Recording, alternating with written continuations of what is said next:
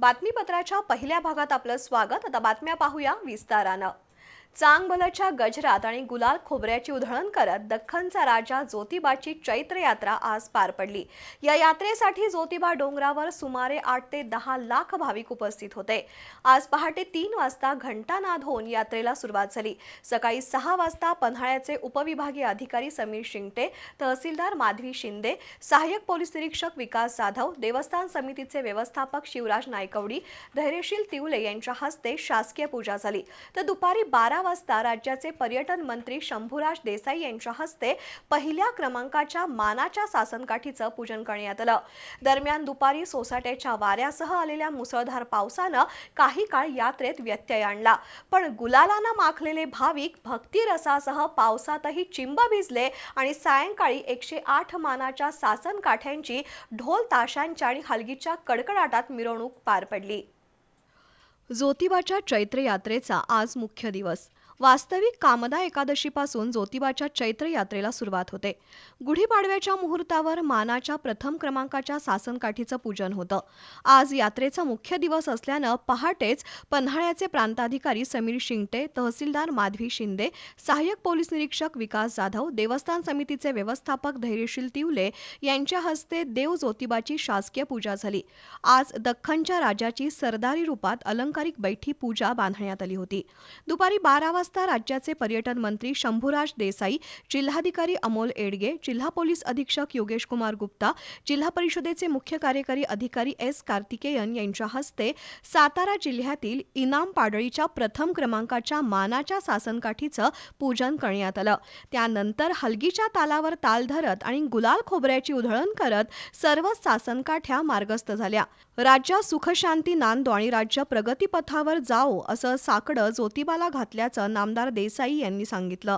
मी दरवर्षी क्षेत्र वाडी रत्नागिरीला यात्रेनिमित्त आमचे कुलस्वामी ज्योतिबारायांचा दर्शन घ्यायला, आशीर्वाद घ्यायला येत असतो। आमच्या परिवारामध्ये पिढ्यानपिढ्या चालत आलेली ही प्रथा आहे आणि त्याप्रमाणे न चुकता मी आज ज्योतिबारायाचं दर्शन घेतलं आणि राज्याला सुख समृद्धीकडे न्या, राज्यावरती आपली कृपादृष्टी ठेवा अशा पद्धतीचं गारानं आज ज्योतिबा चरणी या ठिकाणी मी घातलेलं। दरम्यान आजच्या यात्रेसाठी जिल्हा प्रशासनानं सर्व पातळ्यांवर जय्यत तयारी केली असून गेल्या वर्षीपेक्षा यंदा अधिक भाविक ज्योतिबा डोंगरावर आल्याचं जिल्हाधिकारी अमोल एडगे यांनी सांगितलं।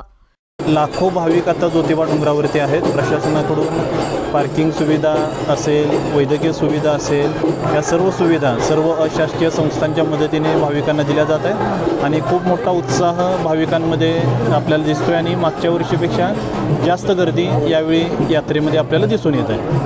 संपूर्ण यात्रा सुरळीत पार पडण्यासाठी पोलिसांनीही कडेकोट बंदोबस्त ठेवला होता। मंगळवारपासूनच ज्योतिबा मंदिरात भाविकांची रीघ लागली आहे। मानाच्या 108 सासनकाठ्यांची सायंकाळी हलगीच्या तालावर मिरवणूक काढण्यात आली।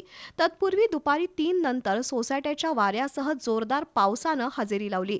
सुमारे 2 तास गारपिटीसह तुफान पाऊस झाला, त्यामुळे काही काळ यात्रेमध्ये व्यत्यय निर्माण झाला असला तरी भाविकांचा उत्साह कमी झाला नाही। गुलालानं माखलेले हजारो भाविक पावसात भिजत यात्रेचा आनंद लुटत होते। सायंकाळी 5 वाजता तोफेची सलामी देऊन देवाची पालखी निघाली। उंट, घोडा आणि हलगी सनईच्या गजरात निघालेल्या पालखीच्या दर्शनासाठी प्रचंड गर्दी झाली होती।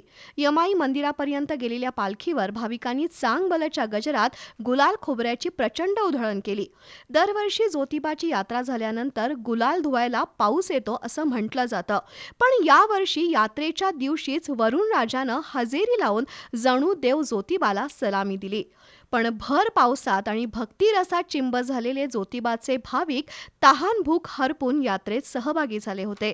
दरम्यान कोल्हापुरातील अंबाबाई मंदिराजवळील श्री ज्योतिबा मंदिरातही गेले 2 दिवस भाविकांची दर्शनासाठी गर्दी झाली होती। आज सकाळी अभिषेक, आरती असे कार्यक्रम पार पडले। ज्योतिबाची बैठी स्वरूपात आकर्षक पूजा बांधली होती। ही पूजा ऋतुराज गुरव, रोहन गुरव, गजानन गुरव, अभिजित गुरव यांनी बांधली। सायंकाळी पालखी सोहळा पार पडला। पालखी पूजन पुष्कराज क्षीरसागर क्षीरसागर यांच्या हस्ते झालं. वाद्याच्या गजरात पालखीची नगर प्रदक्षिणा संपन्न झाली. यावेळी रणजित तांदळे, विलास वणकुंद्रे, मनोज शिंदे यांच्यासह भाविक उपस्थित होते.